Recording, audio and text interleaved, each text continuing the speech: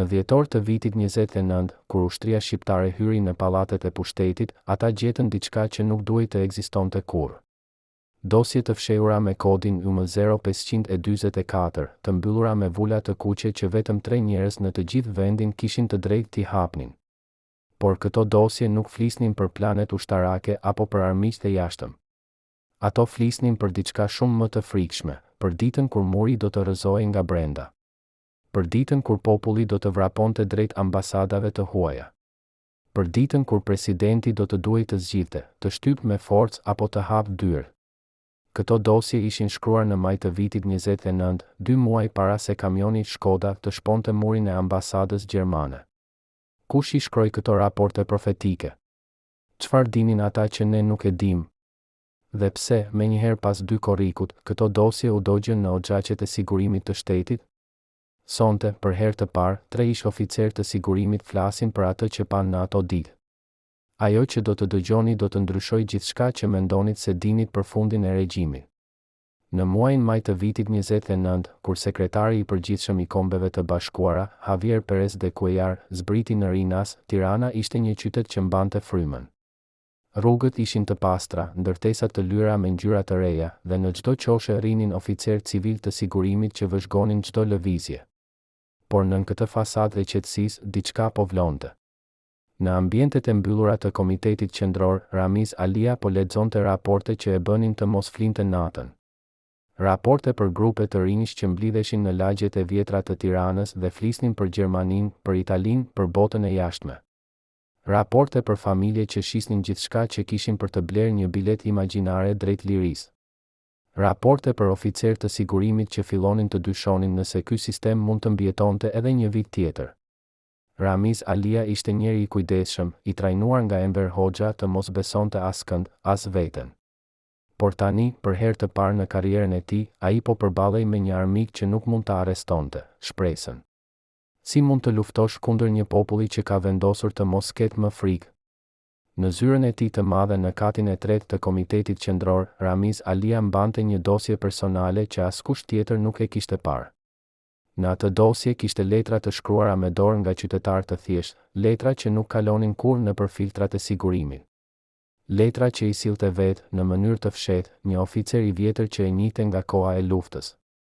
Në një nga ato letra, një grua nga Durrësi shkruante: "Shoku president, djali im ka 25 vjeç dhe nuk ka parë kurrë detin për te i portit. Ai më thot çdo natë, nëna, unë do të vdes në këtë vend pa ditur si është bota. Ju lutem, hapni dyrë. Le të shkojnë ata që duan të shkojnë. Ata që duan të qëndrojnë, do të qëndrojnë." Ramiz Alia e lexoi këtë letër 10 herë. Ai e dinte që kjo grua kishte të drejtë. Por ai dinte edhe diçka tjetër, që në sallat e Komitetit Qendror kishte njerëz që e konsideronin çdo hapje si tradhti. Njerëz që besonin se forca ishte e vetmja gjuhë që populli kuptonte. Njerëz që prisnin vetëm një shenjë dobësie për ta rrëzuar atë nga pushteti. Si mund të bëjë reformë kur çdo hap përpara mund të ishte hapi i fundit? Në fund të majit, kur delegacioni amerikan i udhëhequr nga kongresmeni Tom Lantos erdhi në Tiranë, Ramiz Alia organizoi një darkë zyrtare në pallatin e pritjeve. Ishte hera e parë në më shumë se 40 vjet që një zyrtar amerikan hynte në Shqipëri. Sigurimi kishte kontrolluar çdo cep të sallës, çdo pjatë, çdo gollë. Por gjatë darkës ndodhi diçka që askush nuk e kishte parashikuar. Tom Lantos, një njeri i moshuar me sy të butë, i tha Ramiz Alis: "Zoti president, unë jam lindur në Hungari. Kam jetuar nën komunizëm. E di çfarë do të thotë të jetosh me frikë. Por e di edhe diçka tjetër, që asnjë mur nuk qëndron për gjithmonë. Ju mund të zgjidhni, të jeni presidenti që e rrëzon murin, ose presidenti që rrëzohet bashkë me murin." Ramiz Alia buzëqeshi, por brenda tij diçka u thye. Ai e dinte që ky amerikan kishte të drejtë. Por si mund t'ia shpjegonte këtë Nexhmie Hoxhës, gruas së Enverit, që ende ulej në mbledhjet e sekretariatit dhe shikonte çdo lëvizje të tij me sy dyshues? Si mund t'ia shpjegonte këtë gjeneralëve që kishin kaluar gjithë jetën duke mbrojtur kufirin me armë? Si mund t'ia shpjegonte këtë vetes që kishte betuar besnikëri ndaj një sistemi që tani po shembej cop-cop? Në fillim të qershorit, raportet e sigurimit filluan të merrnin një ton më shqetësues. Grupe të rinj po organizoheshin në lagjet e Tiranës, në Durrës, në Vlorë. Ata nuk flisnin më me zë të ulët. Ata flisnin haptazi për të ikur, për të kërkuar azil, për të braktisur vendin.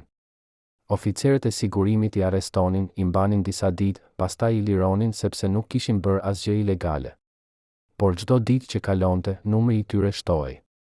Ramiz Alia thiri një mbledhje të ngushtë me shefat e sigurimit. Sa kohë mund t'i mbajmë? Pyeti ai.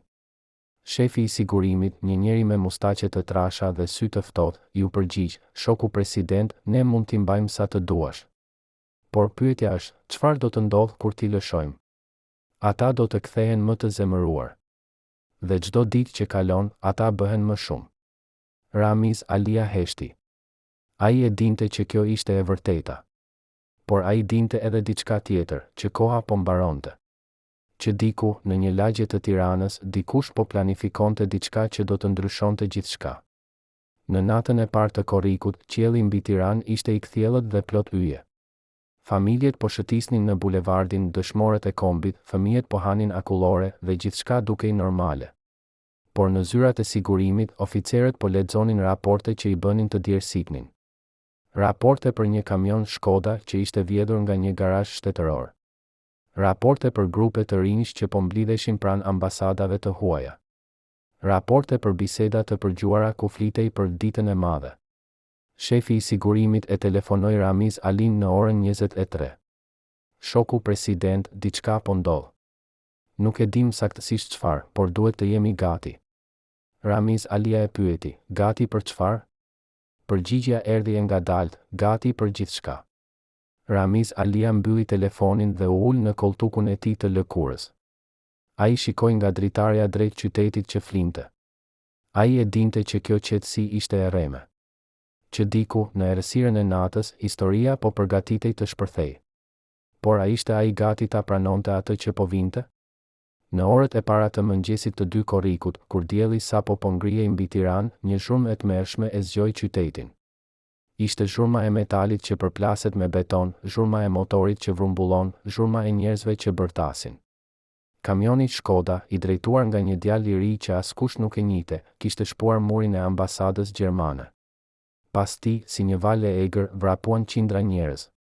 Burra, gra, fëmijë, pleq. Të gjithë vrapuan drejt portave të ambasadave. Ambasada gjermane, ambasada italiane, ambasada franceze. Brenda pak orësh, më shumë se 5.000 shqiptar ishin futur brenda.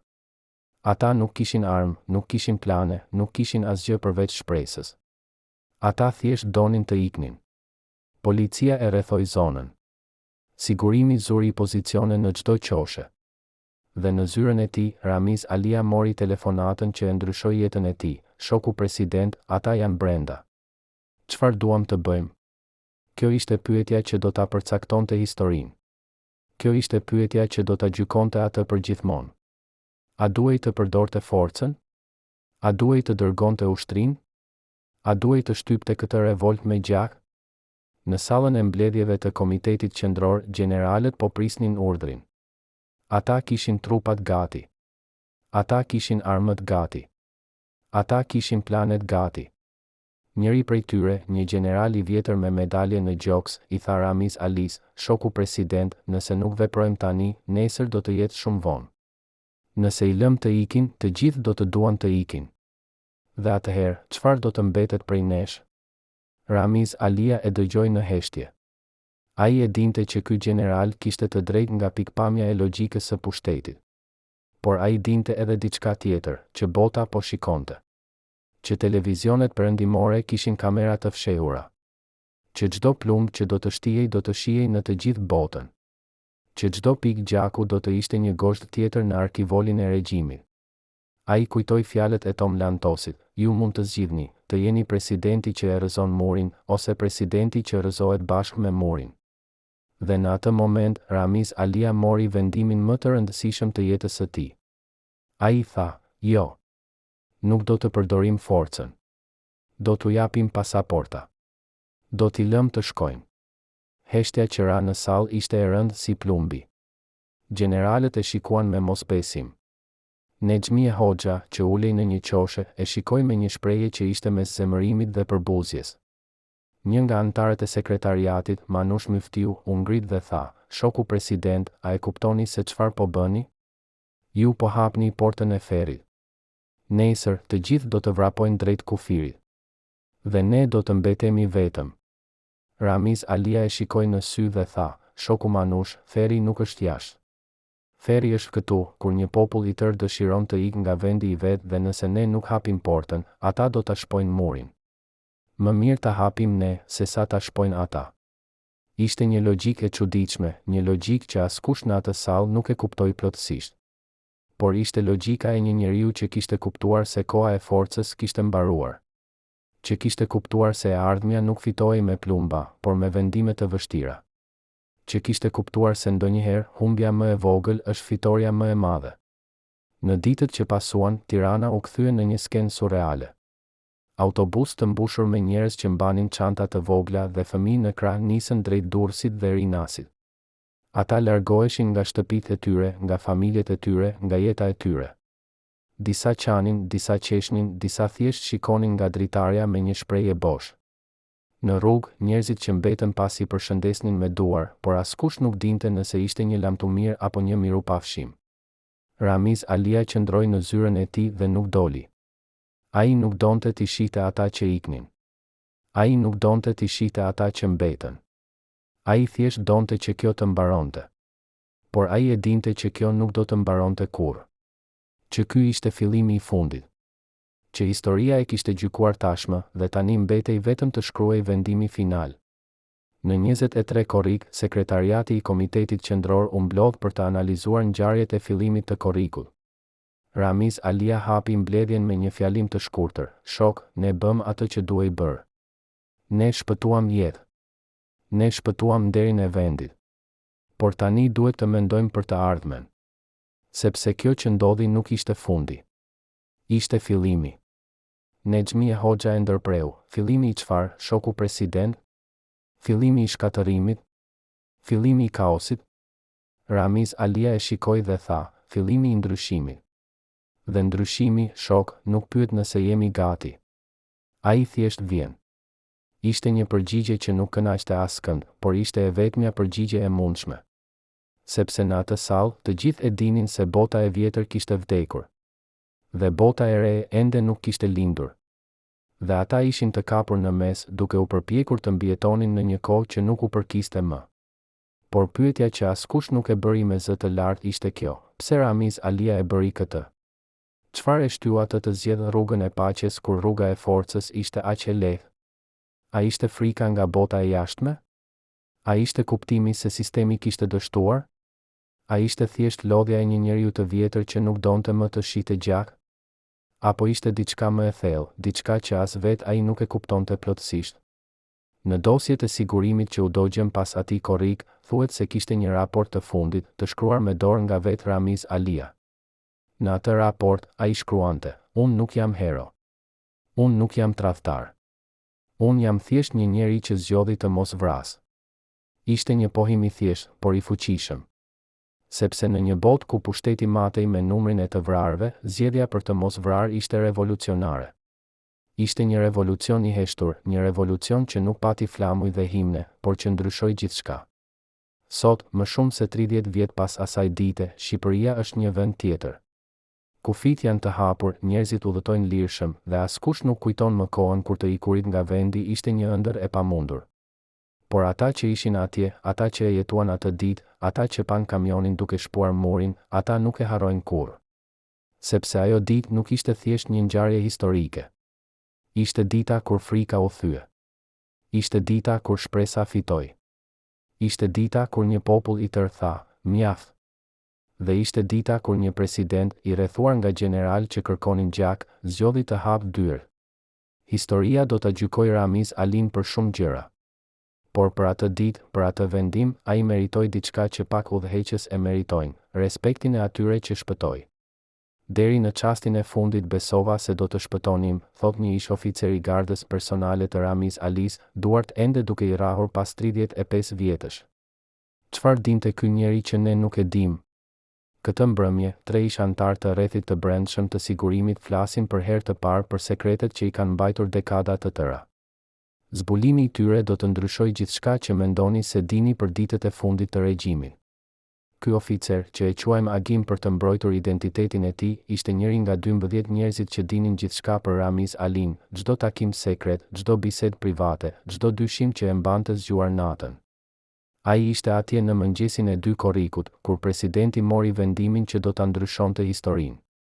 Dhe ajo që ai na tregon sonte do t'ju bëjë të rishikoni gjithçka që keni dëgjuar deri tani. Agim na tregon se në natën e parë të korrikut, pak para se kamioni të shponte murin, Ramiz Alia mori një telefonat që nuk u regjistrua kur në protokollet zyrtare. Ishte ora 2 pas mesnatës. Presidenti ishte zgjuar duke lexuar raporte në zyrën e tij private. Telefoni ra. Agim, që rinte jashtë derës, e dëgjoi zërin e Ramiz Alis që ngrihej, pastaj binte, pastaj heshte për minuta të tëra. Kur presidenti doli nga zyra, fytyra e tij ishte e bardhë si gëlqerja. Ai i tha Agimit, përgatit makinën. Duhet të shkoj diku. Por nuk shkuan askund. Ramiz Alia u kthye në zyrë dhe mbeti atje deri në mëngjes. Kush e telefonoi atë natë? Çfarë i thanë që e bëri të ndryshonte ngjyrë? Agim beson se e di përgjigjen, por nuk guxon ta thotë me emër. Ai vetëm thot, ishte dikush nga jashtë. Dikush shumë i fuqishëm. Dikush që i tha se çfarë do të ndodhte nëse ai zgjidhte forcën. A ishte një kërcënim? A ishte një paralajmërim? Apo ishte thjesht një kujtesë se bota po shikonte dhe se çdo vendim do të kishte pasoja që shkonin përtej kufive të Shqipërisë? Në orët që pasuan telefonatën misterioze, Ramiz Alia thiri një mbledhje emergjente me njerëzit më të besuar. Nuk ishte një mbledhje zyrtare e sekretariatit. Ishte një takim i fshehtë, pa protokoll, pa shënime. Vetëm 5 njerëz ishin atje, presidenti, 2 general të lartë, shefi i sigurimit dhe një këshilltar që kishte qenë me të që nga koha e luftës. Agim rinte jashtë derës, por e dëgjonte gjithçka. Generalët kërkonin veprim të menjëhershëm. Shoku president, tha njëri prej tyre, nëse nuk i ndalojmë tani, nesër do të jetë kaos. Duhet të dërgojmë trupat speciale. Duhet t'i nxjerrim me forcë nga ambasadat. Duhet t'u tregojmë se kush komandoi këtu. Por këshilltari i vjetër, një njeri që rrallë fliste, tha diçka që i bëri të gjithë të heshnin, dhe pastaj? Çfarë do të bëjmë kur kamerat perëndimore të transmetojnë imazhet e gjakut në të gjithë botën? Çfarë do të bëjmë kur Kombet e Bashkuara të na vendosin sanksione? Çfarë do të bëjmë kur të gjithë fqinjet tanë të na kthejnë shpinën? Ishte një pyetje që askush nuk kishte guxim ta bënte me zë të lartë. Por tani, në atë dhomë të vogël, ajo u bë. Dhe Ramiz Alia e dëgjoi. Agim na tregon se pas asaj mbledhje, Ramiz Alia mbeti vetëm në zyrë për orë të tëra. Ai nuk hante, nuk pinte, nuk fliste me askën. Ai thjesht ecte përpara e mbrapa, duke pirë cigare pas cigare. Në një moment, ai thiri Agimin dhe i tha, ti ke fëmijë? Agimi u habit nga pyetja, por u përgjigj, po, shoku president. Kam 2 djem. Ramiz Alia e shikoi dhe tha, çfarë do të doje për ta? Të jetonin në një vend ku mund të flasin lirshëm, apo në një vend ku duhet të kenë frikë nga çdo fjalë që thonë? Agimi nuk dinte çfarë të përgjigjte. Ishte një pyetje që nuk kishte përgjigje të thjeshtë. Por Ramiz Alia nuk priste përgjigje. Ai thjesht tha, unë kam zgjedhur. Dhe tani duhet të jetoj me këtë zgjedhje. Ishte një pohim që tingëllonte si një lutje, si një justifikim, si një lamtumir. Sepse në atë moment, Ramiz Alia e dinte se kishte kaluar pikën e kthimit. Se çfarëdo që të ndodhte tani, ai do të gjykohej nga historia. Dhe ai kishte zgjedhur të gjykohej si njeriu që nuk vrau, jo si njeriu që vrau. Por jo të gjithë në qeverinë shqiptare mendonin si Ramiz Alia. Në ambientet e sigurimit, kishte një grup oficerësh që besonin se presidenti po bënte gabimin më të madh të jetës së tij. Ata e shihnin vendimin e tij si dobësi, si tradhti, si fillimin e fundit. Njëri prej tyre, një oficer i mesëm që e quajmë Ilir, filloi të mbante shënime sekrete për gjithçka që po ndodhte. Ai shkruante për mbledhjet, për vendimet, për reagimet. Ai shkruante për atë që ai e quante dita kur ne dorëzuam vendin pa luftuar. Këto shënime u zbuluan shumë vite më vonë, kur Iliri vdiq dhe familja e tij i gjeti në një kuti të vjetër në Bodrum. Ato shënime zbulojnë një botë paralele, një botë ku oficerët e sigurimit po planifikonin diçka që askush nuk e dinte. Ata po planifikonin një grusht shteti. Jo kundër Ramiz Alis drejt për drejt, por kundër vendimit të tij. Ata donin ta detyronin atë të ndryshonte mendje, ta detyronin të përdorte forcën, ta detyronin të mbetej besnik ndaj sistemit që i kishte rritur. Por plani i tyre nuk u realizua kurrë, sepse Ramiz Alia lëvizi më shpejt se sa ata prisnin. Në mëngjesin e 3 korrikut, kur autobuset e parë me refugjat filluan të lëviznin drejt Durrësit, Ramiz Alia dha një urdhër që askush nuk e priste. Ai urdhëroi që të gjithë oficerët e sigurimit që kishin shprehur kundërshtim ndaj vendimit të tij të transferoheshin menjëherë në pozicione të tjera, larg Tiranës. Ishte një lëvizje e shpejtë, e prerë, e papritur. Brenda 24 orësh, më shumë se 20 oficerë u dërguan në qarqe të largëta, në pozicione administrative pa asnjë fuqi reale. Iliri ishte njëri prej tyre. Ai u dërgua në Kukës, në një zyrë të vogël ku puna e tij ishte të kontrollonte dokumentet e udhëtimit. Ishte një poshtërim i plot, një mënyrë për t'i thënë, ju nuk keni më zë këtu. Në shënimet e tij, Iliri shkruan, sot kuptova se kemi humbur. Jo sepse populli na mundi, por sepse udhëheqësi ynë na tradhtoi. Ishte një akuzë e rëndë, por edhe e gabuar. Sepse Ramiz Alia nuk kishte tradhtuar askën. Ai thjesht kishte zgjedhur një rrugë tjetër, një rrugë që shumë nuk e kuptonin, por që historia do ta gjykonte ndryshe. Ndërkohë, në ambasadat e huaja, refugjatët po jetonin ditë të çuditshme. Ata ishin të lirë, por të burgosur. Ata kishin shpëtuar, por nuk kishin shkuar askund. Ata prisnin që qeveria shqiptare t'u jepte pasaporta, por askush nuk dinte kur do të ndodhte kjo. Në ambasadën gjermane, një grua e re me një fëmijë në krah na tregon se çdo natë ata flinin në dysheme, të mbuluar me batanie që u kishin dhënë diplomatët. Ata hanin bukë dhe djath dhe pinin ujë nga rubinetet e banjove. Por askush nuk ankoi.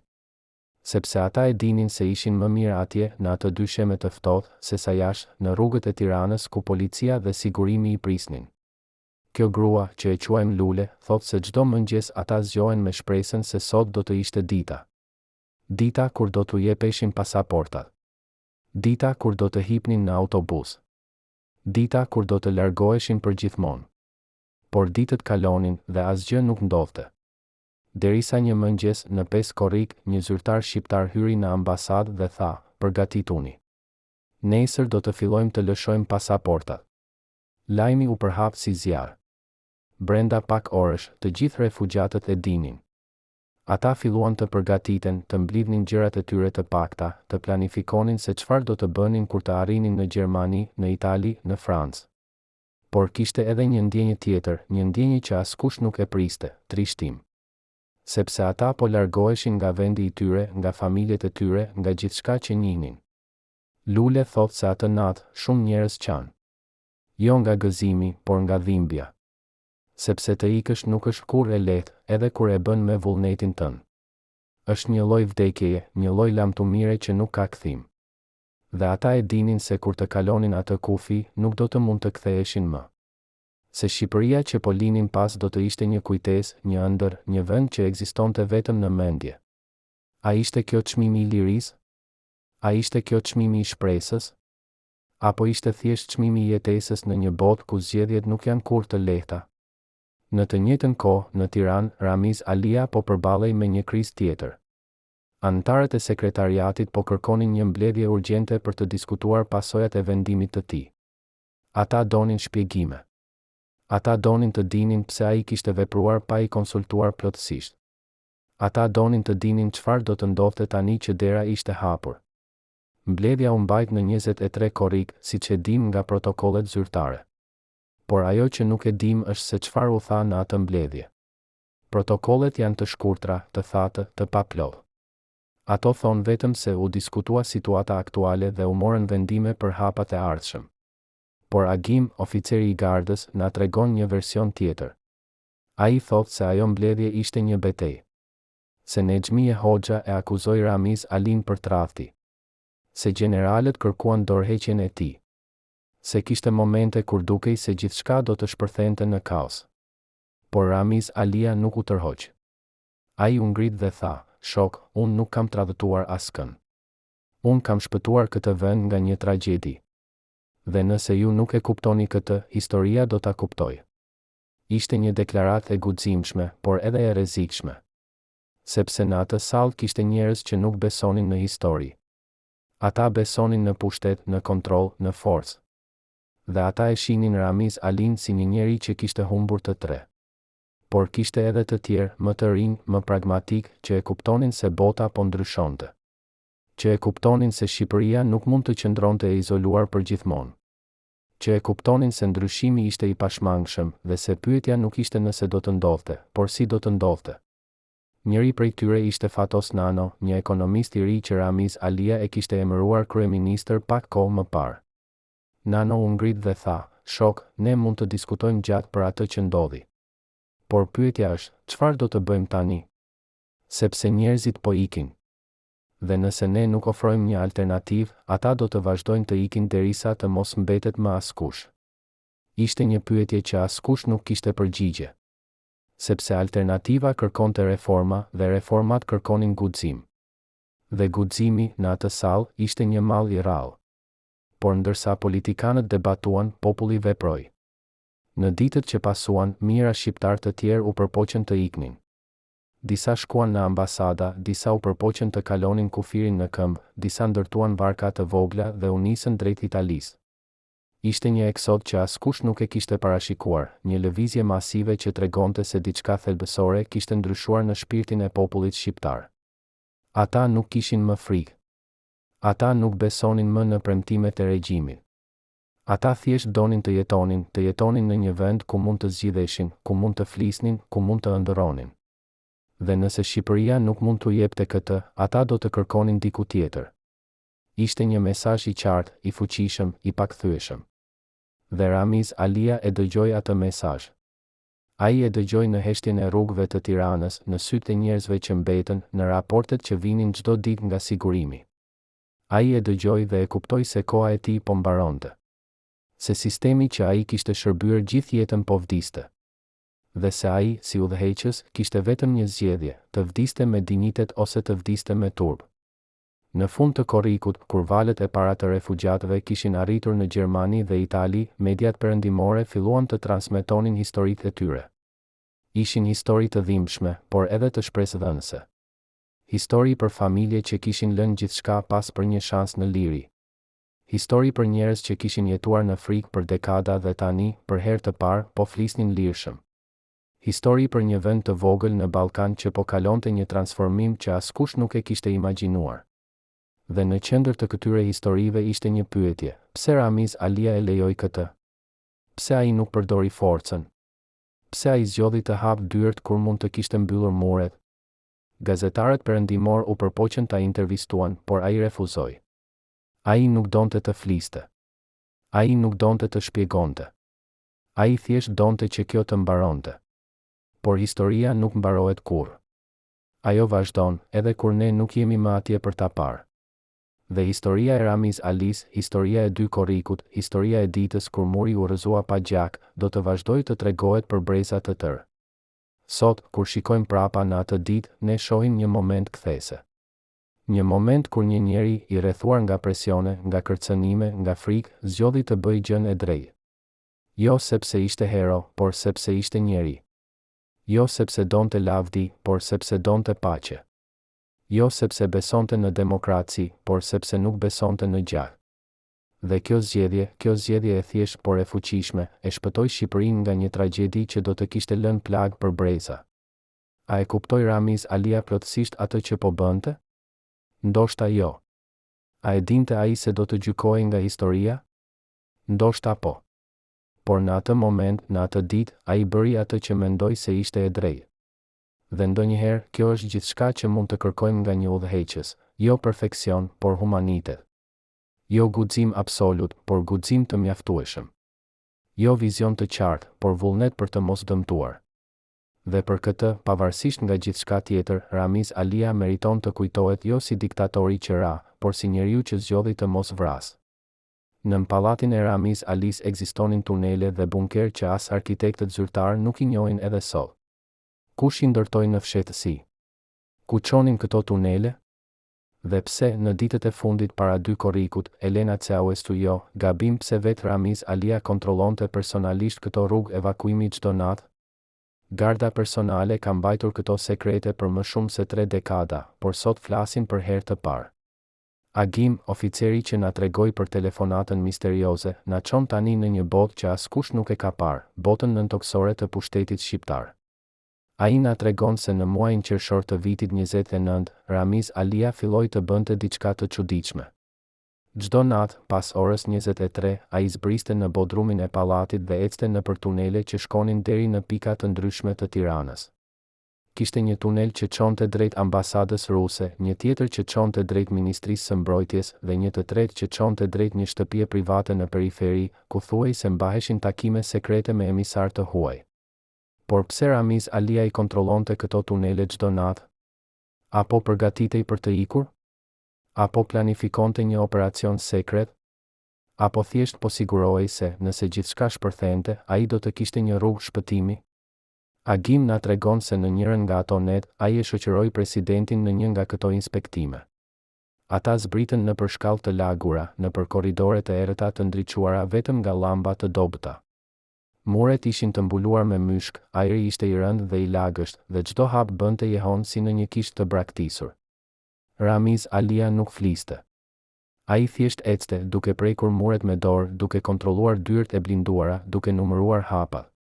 Në një moment, ata arritën në një dhomë të vogël ku kishte një tavolinë, 2 karrige dhe një telefon i vjetër me disk rrotullues. Ramiz Alia u ul në karrige dhe e shikoi atë telefon për minuta të tëra.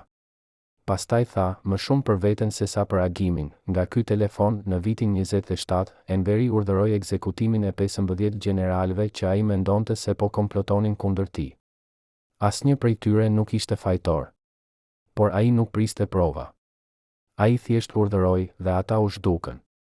Agim nuk dinte çfarë të thoshte. Ishte një rrëfim i frikshëm, një kujtesë që tregonte se sa lehtë mund të kthehej pushteti në terror. Dhe Ramiz Alia, duke qëndruar në atë dhomë, duke prekur atë telefon, duke sikur po luftonte me hijen e Enverit, me trashëgimin e një sistemi që kishte ndërtuar karrierën e tij, por që tani po e mbyll.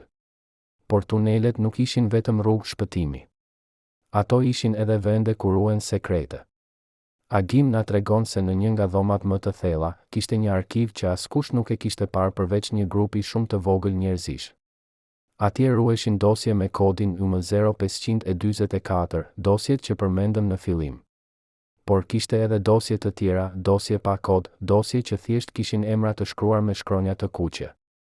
Emra të njerëzve që kishin qenë të afërt me pushtetin, por që më pas ishin larguar, ishin arrestuar ose ishin zhdukur. Emra të gjeneralëve, të ministrave, të intelektualëve, të artistëve. Çdo dosje përmban raporte të detajuara për jetën e tyre, për familjet e tyre, për dyshimet që sigurimi kishte ndaj tyre. Dhe në fund të çdo dosjeje, kishte një faqe të fundit ku shkruhej një nga 3 fjalë: monitorohet, neutralizohet ose eliminohet. Ishte një sistem i ftohtë, mekanik, i panatyrshëm. Ishte një sistem ku njerëzit nuk ishin njerëz, por dosje. Ku jeta nuk ishte jetë, por një seri vendimesh administrative. Ku vdekja nuk ishte tragjedi, por thjesht një shënim në një letër të verdhur. Ramiz Alia e dinte për këto dosje. Ai kishte lexuar disa prej tyre. Dhe në ditët para 2 korrikut, ai urdhëroi që shumë prej tyre të shkatërroheshin. Jo të gjitha, por ato që përmbanin informacione që mund të shkaktonin kaos nëse do të zbuloheshin. Dosjet për takimet sekrete me diplomat perëndimor. Dosjet për planet e evakuimit të familjes presidenciale. Dosjet për listat e njerëzve që do të arrestoheshin nëse situata dilte jashtë kontrollit. Agim na tregon se ai vetë mori pjesë në shkatërimin e këtyre dosjeve. Ata i dogjën në një furrë të madhe që ndodhej në një nga dhomat e tuneleve. Flakët ishin të larta, tymi ishte i zi dhe i trash, dhe era e letrës së djegur mbushi të gjithë korridorin. Ishte një skenë infernale, një skenë që dukej si fundi i një bote. Dhe në një kuptim, ishte. Sepse ato dosje nuk ishin thjesht letra. Ato ishin historia e një sistemi që kishte sunduar me frikë për dekada. Dhe tani, ato po ktheheshin në hi. Por jo të gjitha dosjet u dogjën. Disa u fshehen. Disa u morën nga oficerë që donin t'i përdornin si sigurim për të ardhmen. Disa u shisnin më vonë në tregun e zi, ku koleksionistë dhe gazetar paguanin shuma të mëdha për të pasur akses në sekretet e regjimit. Dhe disa, thjesht u humbën. Askush nuk e di ku janë sot. Ndoshta janë ende në ndonjë bodrum të harruar, në ndonjë arkiv privat, në ndonjë shtëpi të vjetër ku dikush i mban si kujtim të një kohe që nuk do të kthehet më. Por çfarë përmbanin ato dosje që u fshehen? Çfarë sekretesh mbanin ato që nuk u dogjen? Agim nuk e di me siguri, por ai ka një teori. Ai beson se ato dosje përmbanin informacione për lidhjet e Ramiz Alis me fuqi të huaja. Për takimet që ai kishte pasur me emisar amerikan, rus, italian. Për premtimet që ai kishte bërë, për kompromiset që ai kishte pranuar. Për çmimin që ai kishte paguar për të mbajtur Shqipërinë të qetë në një kohë kur e gjithë Evropa po ndryshonte. Nëse kjo teori është e vërtetë, atëherë ato dosje janë bomba me sahall. Sepse ato do të tregonin se Ramiz Alia nuk ishte thjesht një udhëheqës që reagoi ndaj ngjarjeve. Ai ishte një lojtar që po luante një lojë shumë më të madhe, një lojë ku çdo lëvizje kishte pasoja që shkonin përtej kufive të Shqipërisë. Por le të kthehemi në sipërfaqe, në botën që njerëzit e zakonshëm shihnin. Në ditët pas 2 korrikut, Tirana u kthye në një qytet fantazmë. Rrugët ishin të zbrasta, dyqanet ishin të mbyllura dhe njerëzit ecnin me kokë ulur, sikur po mbanin zi për diçka që kishin humbur. Por çfarë kishin humbur? Sigurinë e vjetër? Iluzionin se sistemi do të mbronte ata? Besimin se udhëheqësit e tyre dinin çfarë po bënin? Apo thjesht shpresën se jeta do të përmirësohej pa pasur nevojë të iknin? Një grua e moshuar që e takuam në një treg të vogël në periferi të Tiranës na tregon se ajo nuk e kuptoi kurrë pse njerëzit donin të iknin. Ne kishim punë, kishim shtëpi, kishim siguri, thot ajo. Çfarë më shumë donin? Por pastaj ajo hesht dhe shton, por ndoshta ata donin diçka që unë nuk e kuptoja. Ndoshta ata donin të jetonin, jo thjesht të mbijetonin. Ishte një dallim i vogël, por thelbësor. Sepse mbijetesa nuk është jetë. Mbijetesa është thjesht të mos vdesësh. Dhe për një brez të tërë shqiptarësh, kjo nuk ishte më e mjaftueshme. Ndërkohë, në ambientet e Komitetit Qendror, Ramiz Alia po përballej me një krizë që po thellohej çdo ditë. Ekonomia po shembej. Fabrikat po mbylleshin. Njerëzit po humbnin punën. Dhe askush nuk kishte një plan se çfarë të bëhej. Në një mbledhje të sekretariatit në fund të korrikut, Fatos Nano paraqiti një raport që ishte aq i frikshëm sa disa antarë refuzuan ta besonin. Ai tha se rezervat valutore të vendit ishin pothuajse të shtëruara. Se borxhi i jashtëm po rritet në mënyrë eksponenciale. Se nëse nuk merreshin masa urgjente, Shqipëria do të ishte në gjendje falimentimi brenda 6 muajsh. Nexhmie Hoxha e ndërpreu dhe tha: "Shoku Nano, ju po egzagjeroni për të justifikuar reformat tuaja. Ne kemi mbijetuar për 45 vjet pa ndihmën e Perëndimit. Do të mbijetojmë edhe tani." Por Nano nuk u tërhoq. Ai tha: "Shok Nexhmie, ne nuk kemi mbijetuar. Ne kemi vegetuar. Dhe tani, edhe vegetimi po bëhet i pamundur." Ishte një përgjigje e guximshme, por edhe e rrezikshme. Sepse Nexhmie Hoxha nuk ishte një grua që pranonte kundërshtime lehtësisht. Ajo kishte qenë gruaja e Enverit, kishte qenë në qendër të pushtetit për dekada dhe ajo ende besonte se sistemi mund të shpëtohej nëse vetëm njerëzit do të ishin më besnik, më të disiplinuar, më të gatshëm për sakrificë.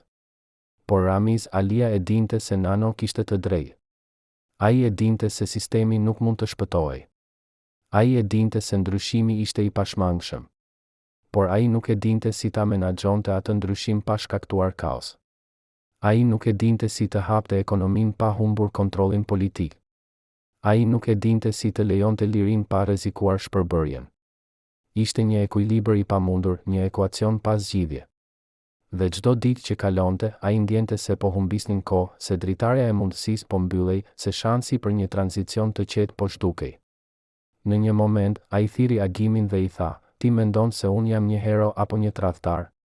Agimi u habit nga pyetja, por u përgjigj me kujdes: "Shoku president, unë mendoj se ju jeni një njeri që po përpiqet të bëjë të pamundurën." Ramiz Alia buzëqeshi trish dhe tha: kjo është përkufizimi i një njeriu që po dështon.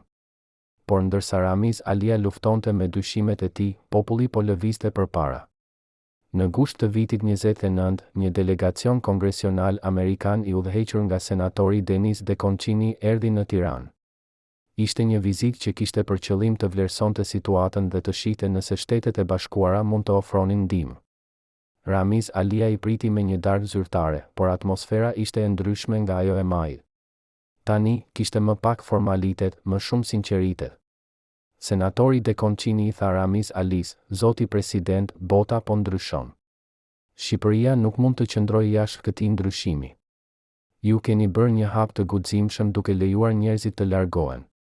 Tani duhet të bëni hapin tjetër, të hapni vendin për investime, për tregti, për shkëmbime kulturore.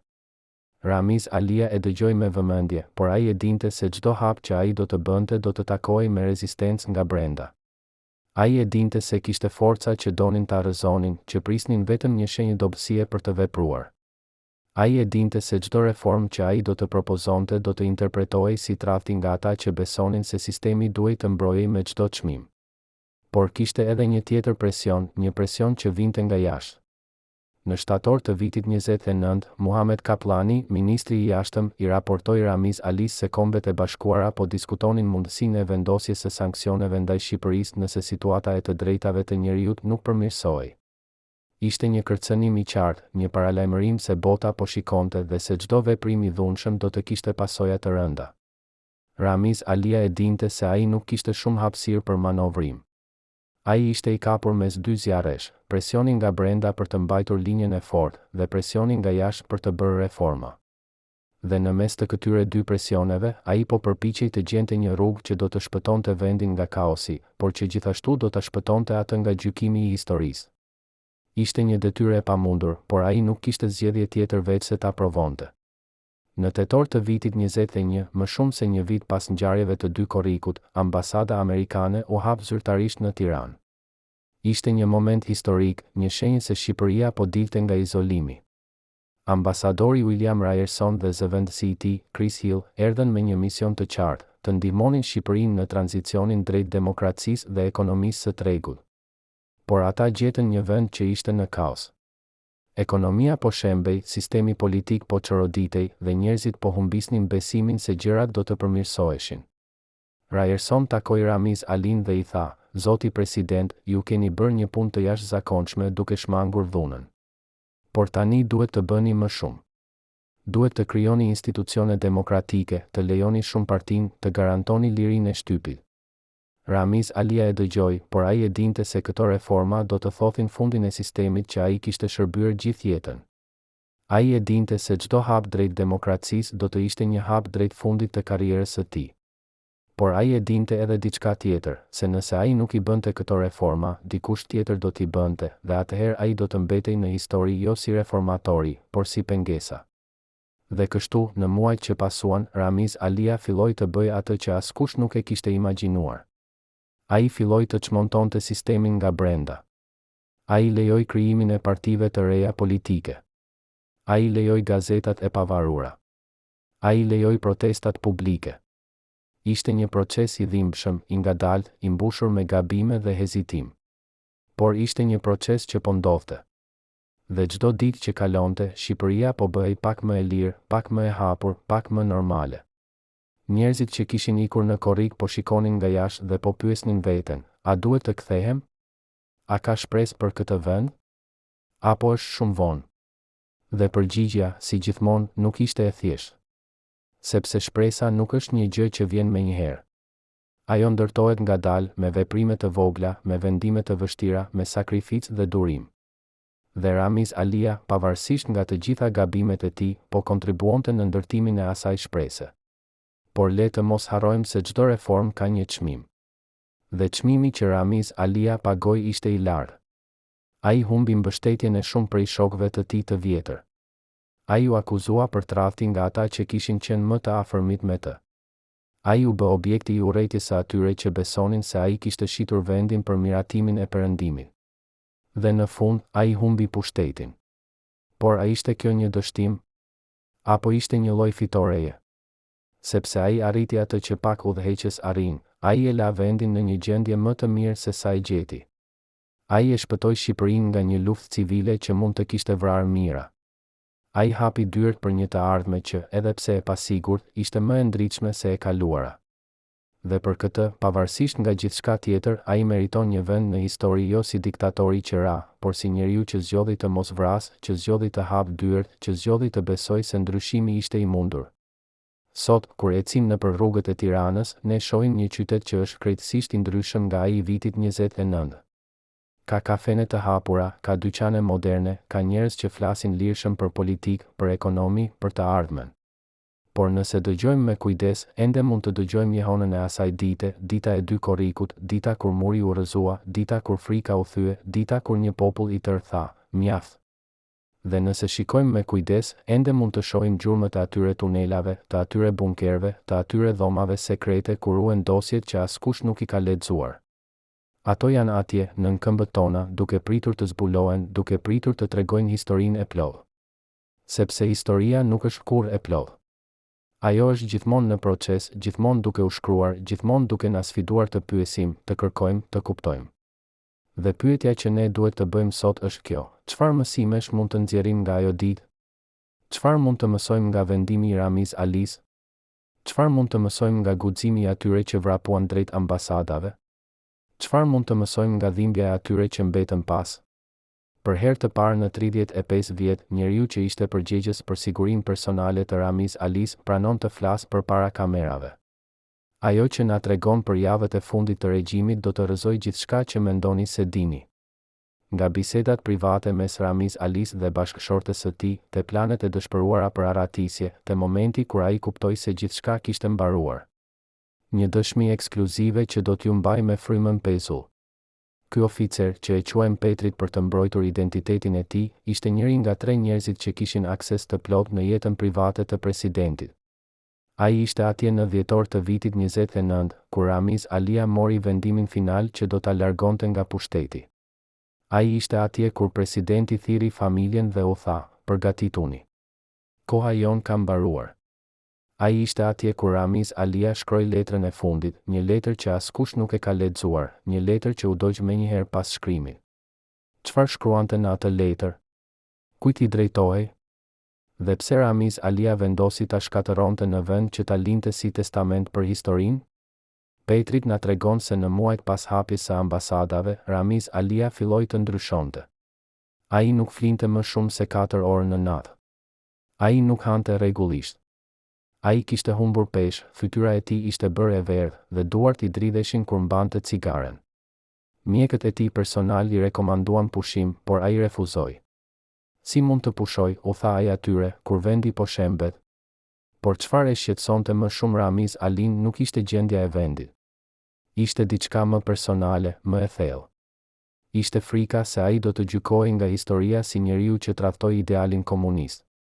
Ai kishte kaluar gjithë jetën duke besuar në një sistem, duke shërbyer një ideologji, duke sakrifikuar gjithçka për një vizion. Dhe tani, ai po e shihte atë vizion duke u shembur përpara syve të tij. Ai po e shihte sistemin që ai kishte mbrojtur duke u kthyer në hi. Ai po e shihte popullin që ai kishte menduar se po e udhëhiqte duke vrapuar larg prej tij. Ishte një dhimbje ekzistenciale, një lloj vdekjeje shpirtërore që asnjë ilaç nuk mund ta shëronte. Në nëntor të vitit 29, Ramiz Alia thiri një mbledhje të fundit me njerëzit më të besuar. Nuk ishte një mbledhje zyrtare. Ishte një takim privat në një vilë në periferi të Tiranës, larg syve të sigurimit, larg veshëve të spionëve. Vetëm 5 njerëz ishin atje: presidenti, Fatos Nano, Muhamet Kaplani, një general i vjetër që kishte qenë me të që nga koha e luftës, dhe Petrit, që rinte jashtë derës por dëgjonte gjithçka. Ramiz Alia filloi me një pyetje të thjeshtë: a mendoni se kam bërë gabim? Heshtja që ra ishte e rëndë. Askush nuk dinte çfarë të thoshte. Fatos Nano, më i riu dhe më i guximshmi, foli i pari: shoku president, ju nuk keni bërë gabim. Ju keni bërë atë që ishte e mundur në një situatë të pamundur. Ju keni shpëtuar jetë. Ju keni shmangur një luftë civile. Ju keni hapur dyert për një të ardhme që, edhe pse e pasigurt, është më e mirë se e kaluara. Por generali i vjetër nuk ishte dakord. A i tha, shoku president, me gjithë respektin, ju keni dorëzuar vendin pa luftuar. Ju kemi pasur forcën. Kishim ushtrin. Kishim armët. Por ju zgjodhët të mos i përdorni. Dhe tani, shikoni ku jemi. Sistemi po shembet. Partitë e reja po formohen. Njerëzit po kërkojnë zgjedhje të lira. Dhe ne, që kemi shërbyer gjithë jetën, po bëhemi armiqt e popullit. Ramiz Alia e dëgjoi në heshtje. Pastaj ai tha diçka që i bëri të gjithë të heshtnin, shoku gjeneral, unë nuk kam dorëzuar vendin. Unë kam shpëtuar vendin. Sepse nëse do të kisha përdorur forcën, sot ne do të ishim në një luftë që do të kishte vrarë mijëra. Do të kishim sanksione ndërkombëtare. Do të ishim izoluar plotësisht. Dhe në fund do të kishim humbur gjithsesi. Por do të kishim humbur me gjak në duar. Dhe kjo, shok, është diçka që unë nuk mund ta pranoj. Ishte një përgjigje që nuk kënaqte askënd, por ishte e vetmja përgjigje që Ramiz Alia kishte. Sepse ai kishte zgjedhur një rrugë që askush tjetër nuk e kuptonte plotësisht. Ai kishte zgjedhur të humbas me dinjitet në vend që të fitonte me turp. Ai kishte zgjedhur të ishte njeriu që hapi dyert në vend që të ishte njeriu që i mbylli me gjak. Por jo të gjithë në atë dhomë besonin në sinqeritetin e Ramiz Alis. Generali i vjetër, që e quajmë Skënder, kishte dyshimet e tij. Ai besonte se Ramiz Alia kishte bërë një marrëveshje sekrete me fuqi të huaja. Se ai kishte shitur vendin për premtimin e azilit personal. Se ai kishte tradhtuar sistemin për të shpëtuar veten. Dhe në muajt që pasuan, Skënderi filloi të mblidhte prova për këtë teori. Ai kontaktoi oficer të vjetër të sigurimit. Ai kërkoi në arkivat sekrete. Ai intervistoi njerëz që kishin qenë të pranishëm në takime të rëndësishme. Dhe ajo që ai zbuloi e bëri të besonte edhe më shumë se kishte të drejtë. Ai zbuloi se Ramiz Alia kishte pasur takime të fshehta me ambasador perëndimor. Se ai kishte pranuar këshilla nga ekspert amerikan dhe evropian. Se ai kishte diskutuar mundësinë e azilit në rast se situata dilte jashtë kontrollit. Por a ishin këto prova të një tradhtie, apo thjesht prova të një udhëheqësi që po përpiqej të gjente një rrugë të tretë, një rrugë që do të shpëtonte vendin nga kaosi? Skënderi vendosi të veprojë. Në dhjetor të vitit 29, ai organizoi një takim sekret me një grup generalësh dhe oficerësh të lartë të sigurimit. Qëllimi ishte i qartë, të planifikonin një grush shteti që do ta largonte Ramiz Alin nga pushteti dhe do të rikthente linjën e fortë. Ata besonin se ende kishte kohë për të shpëtuar sistemin. Se nëse vepronin shpejt dhe vendosmërisht, ata mund të ndalonin shpërbërjen e regjimit. Por plani i tyre kishte një problem, ata nuk kishin mbështetjen e ushtrisë. Shumica e generalëve të rinj, ata që kishin parë se çfarë po ndodhte në Evropën lindore, nuk donin të përsërisnin gabimet e Rumanisë apo të Gjermanisë lindore. Ata nuk donin të ishin generalët që urdhëronin shtënien ndaj popullit të tyre. Dhe kështu, kur Skënderi u kërkoi atyre mbështetje, ata refuzuan. Njëri prej tyre, një general i ri që e quajmë Arben, i tha Skënderit, shoku general, koha e grushteteve ka mbaruar. Bota ka ndryshuar. Dhe ne duhet të ndryshojmë me të, ose të zhdukem bashkë me të kaluarën. Kur Ramiz Alia mësoi për planin e Skënderit, ai nuk u zemërua. Ai thjesht u trishtua. Ai thiri Skënderin në zyrë dhe i tha, shoku Skënder, unë e kuptoj pse e bëre këtë. Ti mendon se unë kam tradhtuar idealin. Por unë nuk kam tradhtuar asgjë. Unë thjesht kam kuptuar se ideali që ne kemi shërbyer ishte i gabuar që në fillim. Se sistemi që ne kemi ndërtuar ishte i bazuar në frikë, jo në dashuri. Se pushteti që ne kemi mbajtur ishte i bazuar në dhunë, jo në pëlqim. Dhe tani, kur populli po na kërkon llogari, ne nuk mund të përgjigjemi me më shumë dhunë. Ne duhet të pranojmë se kemi gabuar. Dhe të përpiqemi të ndreqim atë që mund të ndreqim. Skënderi e dëgjoi, por nuk u bin. Ai tha, shoku president, ju po flisni si një idealist perëndimor. Por ne nuk jemi perëndimor. Ne jemi shqiptar. Dhe shqiptarët kuptojnë vetëm forcën. Ramiz Alia buzëqeshi trisht dhe tha, ndoshta ke të drejtë. Por unë nuk dua të jem udhëheqësi që e vërteton këtë. Unë dua të jem udhëheqësi që e kundërshton këtë. Në javët që pasuan, Ramiz Alia filloi të përgatitej për largimin e tij nga pushteti. Ai nuk e bëri këtë publikisht. Ai thjesht filloi të delegoj më shumë përgjegjësi te Fatos Nano dhe te ministrat e tjerë. Ai filloi të tërhiqet nga vendimet e përditshme. Ai filloi të kalonte më shumë kohë me familjen e tij, me fëmijët e tij, me mbesat dhe nipërit. Petrit na tregon se në një nga ato ditë, Ramiz Alia e thiri dhe i tha: "Petrit, ti ke qenë me mua për 20 vjet. Ti më ke mbrojtur nga armiqtë e jashtëm. Por tani, armiqtë e mi janë brenda. Dhe nga ata, askush nuk mund të më mbrojë." Ishte një pohim i dhimbshëm, një pranim se koha e tij kishte mbaruar. Se sistemi që ai kishte shërbyer po vdiste. Se ardhmja i përkiste një brezi tjetër, një brezi që nuk kishte jetuar nën diktaturë, që nuk kishte frikë nga e kaluara, që donte të ndërtonte diçka të re. Në mars të vitit 21, Ramiz Alia dha dorëheqjen nga posti i presidentit. Ishte një moment historik, një moment që shënoi fundin e një epoke. Ai nuk u detyrua të largohej. Ai zgjodhi të largohej.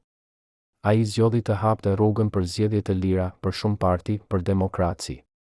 Dhe në fjalimin e tij të fundit, ai tha diçka që do të mbetet në histori: "Shqiptar të dashur, unë nuk jam hero. Unë nuk jam tradhtar.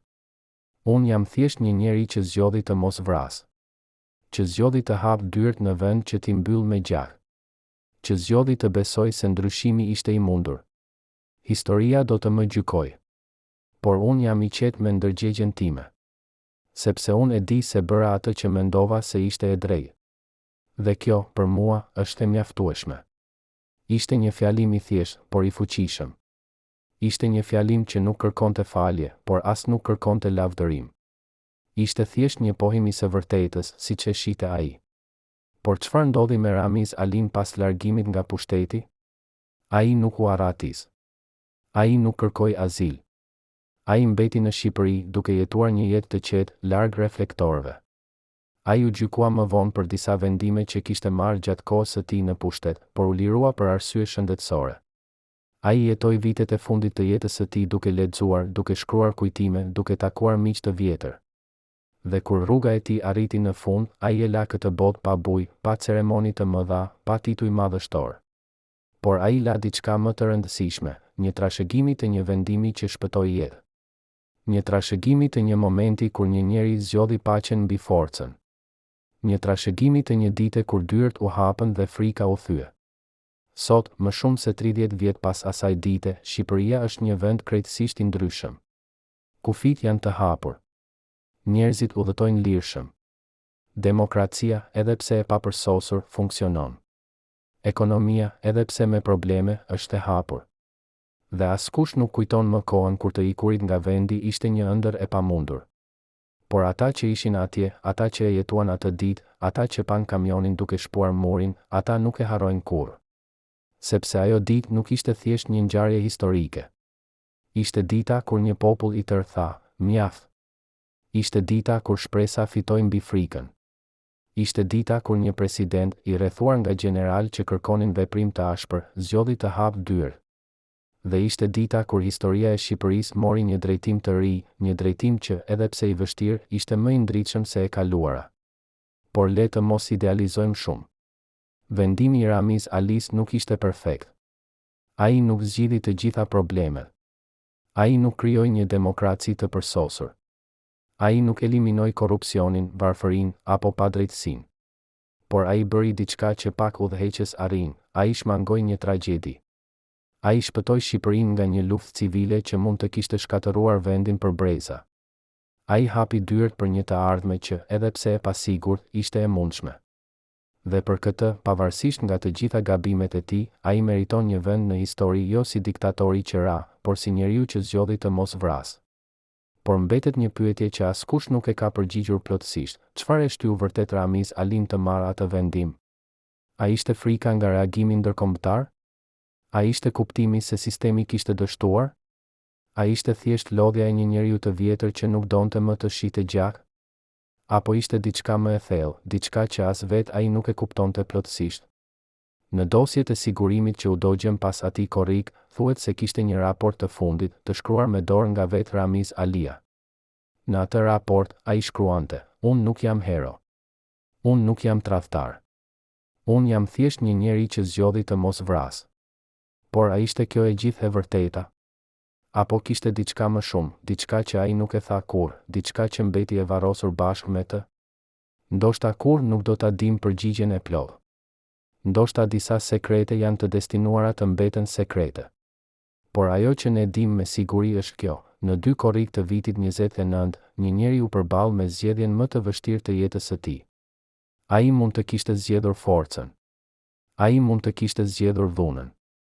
Ai mund të kishte zgjedhur të mbyll dyert dhe të shtyp revoltën me gjah. Por ai nuk e bëri. Ai zgjodhi një rrugë tjetër. Ai zgjodhi të hapë dyert. Ai zgjodhi të besoj se ndryshimi ishte i mundur. Dhe kjo zgjedhje e thjesht por e fuqishme, e ndryshoi historinë e Shqipërisë përgjithmonë. Sot, kur ecim nëpër rrugët e Tiranës, ne shohim një qytet që është krejtësisht i ndryshëm nga ai i vitit 29. Ka kafene të hapura, ka dyqane moderne, ka njerëz që flasin lirshëm për politikë, për ekonomi, për të ardhmen. Por nëse dëgjojmë me kujdes, ende mund të dëgjojmë jehonën e asaj dite. Jehonën e kamionit që shpoi murin. Jehonën e njerëzve që vrapuan drejt ambasadave. Jehonën e vendimit që shpëtoi jetë. Dhe nëse shikojmë me kujdes, ende mund të shohim gjurmët e asaj historie. Gjurmët e një sistemi që ra. Gjurmët e një populli që u ngrit. Gjurmët e një njeriu që zgjodhi të mos vras. Historia do ta gjykojë Ramiz Alin për shumë gjëra. Do ta gjykojë për vitet që ai shërbeu një sistem që shtypte lirinë. Do ta gjykojë për gabimet që ai bëri, për mundësitë që ai humbi, për reformat që ai nuk i bëri mjaftueshëm shpejt. Por historia duhet ta gjykojë edhe për atë ditë, për atë vendim, për atë zgjedhje që shpëtoi jetë. Sepse në fund të fundit, ajo është pyetja që përcakton një udhëheqës, jo sa pushtet pati, por si e përdori atë pushtet. Jo sa kohë qëndroi në post, por çfarë la pas. Jo sa u lavdërua, por sa jetë shpëtoi. Dhe Ramiz Alia, pavarësisht nga gjithçka tjetër, shpëtoi jetë. Ai shmangoi një tragjedi. Ai hapi dyert për një të ardhme që, edhe pse e pasigurt, ishte më e mirë se e kaluara. Dhe për këtë, ai meriton të kujtohet jo si diktatori që ra, por si njeriu që zgjodhi të mos vras. Si njeriu që, në momentin më të errët, gjeti guximin për të bërë gjën e drejtë. Si njeriu që, kur historia e thirri, u përgjigj me humanitet, jo me dhunë. Stimaj telespektatori, nëse keni ndjekur këtë histori tragjike deri në fund, shkruani në komente nga cili qytet jeni. Na është e rëndësishme të dim kur Ramiz Alia ende kujtohet. Dhe abonohuni në kanal për të mos humbur të vërtetën për idhujt e historisë.